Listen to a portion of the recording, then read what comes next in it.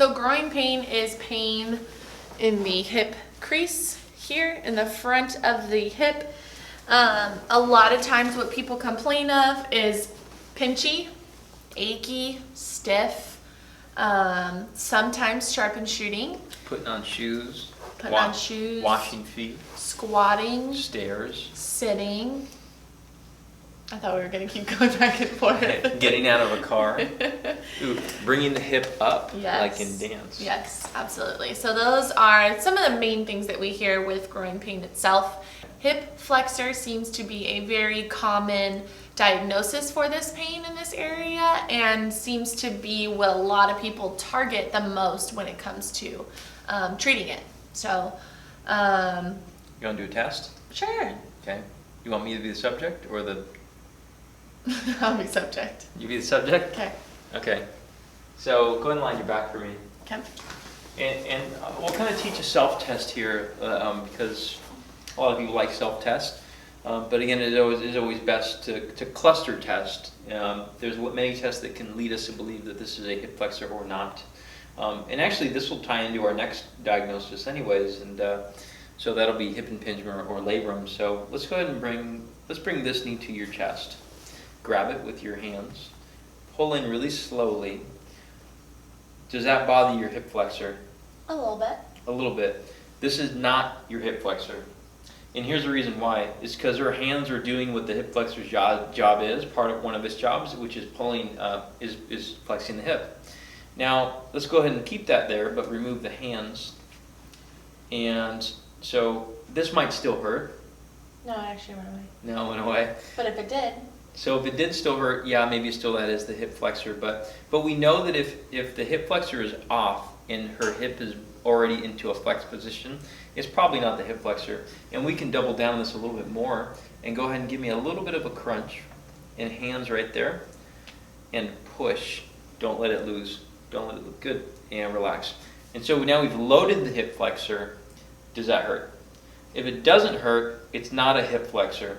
And we're looking at probably the next diagnosis, which is going to be hip impingement, or it's going to be something else. But usually a hip flexor or a tissue that's active, like your musculature, if I tore my bicep and then you give me a weight to bicep curl, it's gonna hurt. Mm-hmm. Being in a stretch position will usually hurt, and usually being in a full flex position with support of something else won't hurt.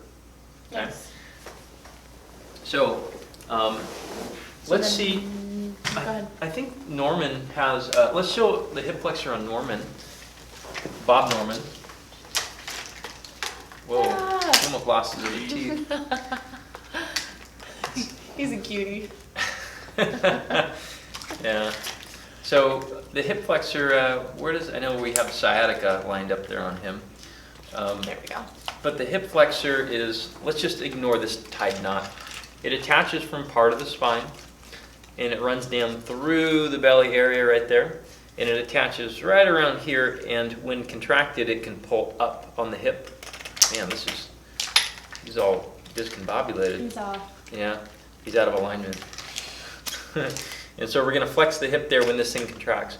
But also, too, if the spine is not stable via the core, it can also pull here and then rotate the spine and put it into extension too. So for that reason, a lot of times the poor core function will make this thing not happy too. Hip impingement. You want to cover that, or me? Sure. So hip impingement, or some may know it as FAI, is, let me get Norman out of my way. It's this idea of kind of like that pinchy, also another pinchy type of feeling in the front groin area there. Actually, it kind of is all explained as the same way when people come in with FAI. I got this pinchy feeling, and maybe sharp and shooting or dull and achy with squatting, with sitting, with lifting my leg up, things of that sort. Then I want to bring Mr. Bob Norman over here to show you what we're talking about when it comes to impingement. So you have your hip joint or socket here, right? And so a lot of times what happens is when we go into flexion at this area, you get some type of what would you call it, like obstruction in this area. Your space runs out and you get that like pinchy. It could be bone on bone, could be bone to the labrum that we have here, which is kind of like a cartilage in this area that helps support the hip joint. But anytime you run out of space and you go through that hip flexion motion, it can cause that pinching type of feeling in that area. Mm-hmm. And so testing on that, we kind of covered a little bit too, but usually impingement, it's funny, like, because people, they confuse the two, hip flexor and hip impingement, but usually with hip impingement, what we want is to make the ball and socket work well together. We want to feed it nicely in there. And so what we kind of know from like looking at diagrams of contraction of the glute muscles, everything that's kind of surrounding the area. So Bob Norman again. What's up, y'all? Okay. We know that, so say the musculature on the front, such as the hip flexor and everything, as well as the gluteal muscles, the piriformis, all those ones down here, they kind of pull together to center the socket and keep it secure in there, and then we can have good movement throughout there versus just kind of getting it to go wonky and everything like that. So what we want is to create some nice contraction around the hip in a good way to make it so the hip feels healthy, and usually doing stuff like glute exercises and core ones are very helpful in those situations, and it'll reduce groin pain very quickly, matter of a couple weeks. It doesn't stay unless you build some more strength upon it, but it'll usually work pretty quickly as well. Again, we have exercises in other videos if you go to our channel. The last thing is referred. So let's test, maybe do a test for, or do you want to talk about referred or me? It doesn't matter. Do you want to do the test or the explanation? I'll do the explanation. So, referred pain in this instance is, although you're feeling pain in one specific area, like the groin or the front of the hip, does not mean that there's a structure in that specific area that could be causing that pain. One of the main things that we use to kind of elaborate on what referred pain is a heart attack. The chest is the source, the heart is the source of pain. Sometimes people feel pain into their left arm though. If we only look at the left arm, then we're gonna miss what the real true source is. So when it comes to the groin pain itself, there is nerves that feed into that area as well that come from your low back.